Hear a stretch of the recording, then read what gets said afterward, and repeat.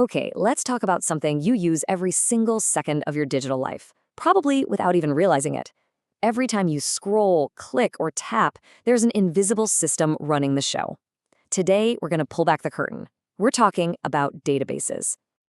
I mean, seriously, have you ever stopped to wonder how your social media app just knows who all your friends are? Or how your bank app has a perfect record of every penny you've ever spent? How does it do that? Well, the answer to all of that lies in a piece of tech we interact with all day, every day. You see, your entire digital world, everything you do online, is built on a foundation of data, and that data lives in databases. This stuff is absolutely everywhere. Scrolling through messages? That's a database. Booking a flight? Database. Shopping online?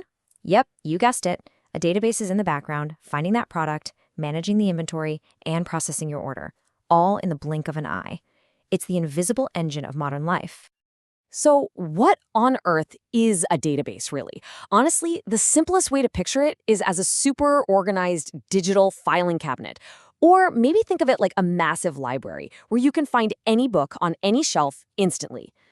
Now, the official definition sounds a little robotic, but the key words are right there in the middle. It's a structured collection of data. That's the important part. It's not just a messy pile of info. It's all neatly organized for efficient storage and retrieval. And that efficiency is exactly why your apps feel so snappy. And you know, every great library needs a great librarian, right? Well, that's the Database Management System, or DBMS for short. It's the software that does all the heavy lifting. We don't have to worry about where the data is or how to get it. We just ask the DBMS and it takes care of everything. Finding the info, making sure it's secure, the whole shebang.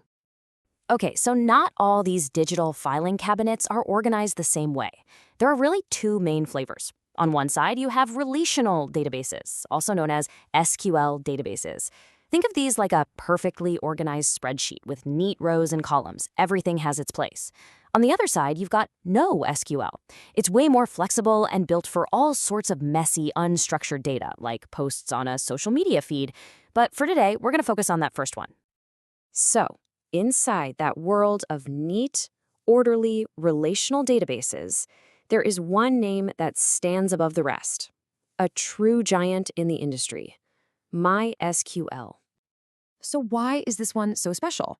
Well, for starters, it's open source, which means it's free. That's a huge plus. It's also famous for being incredibly fast and super reliable. But the real magic is its scalability. It's simple enough to run a tiny personal blog, but powerful enough to be the backbone for massive companies like Facebook and Google. It just works, and it works everywhere. All right, this next part is super important because it trips up a ton of people. What's the difference between MySQL and SQL? It's simple. MySQL is the actual database system itself. Think of it like the engine in a car.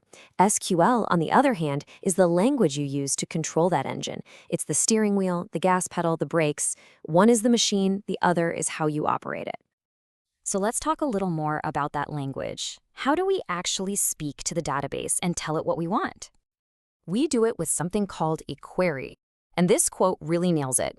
A query is just a command. It's a question or an instruction you give to the database to get it to do something with your data.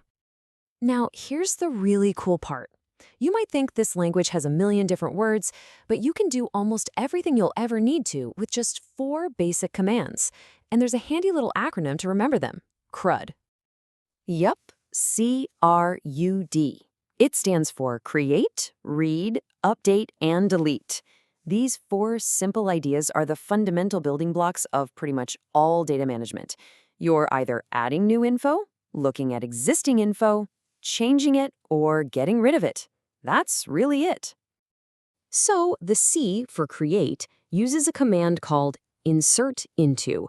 This is what happens when you sign up for a new app or add a contact to your phone. You're creating and inserting a new record into a table. Next is R for Read, and you probably interact with this one the most. The command is Select. Anytime you load your email inbox or look at your social feed, your app is sending a select command to read and retrieve that data for you. Let's look at a super basic query. Select star from employee. All this is saying is, hey database, select or show me everything, that's what the little star means, from your employee table. Simple as that. And poof, this is what you get back. The DBMS finds that table, grabs all the info, and presents it to you in this perfectly organized way. You ask a clear question with SQL, and you get a clean, structured answer. Every single time. All right, on to U for update. The update command is for changing data that's already there. So let's say an employee gets a promotion. You wouldn't delete their record and start over. You just update their job title from engineer to manager. And last but not least, D for delete. The delete from command does, well, exactly what it sounds like. It removes records. And you definitely want to be careful with this one because unlike a file you send to the trash can, when you delete from a database, it's usually gone for good. So let's just pause here for a second. In just the last couple of minutes, you've basically learned the fundamental language for talking directly to data. And that is no small thing. In today's world, that's a genuine superpower. Let's do a quick flyby of what we've learned. Our entire digital world is built on databases. A database is just an organized way to store data, and a DBMS is the software that manages it all. MySQL is one of the most popular databases out there, and we talk to it using the language SQL. And finally, almost everything you can do in SQL boils down to those 4 simple actions: create, read, update, and delete. Look, understanding this isn't just for coders anymore.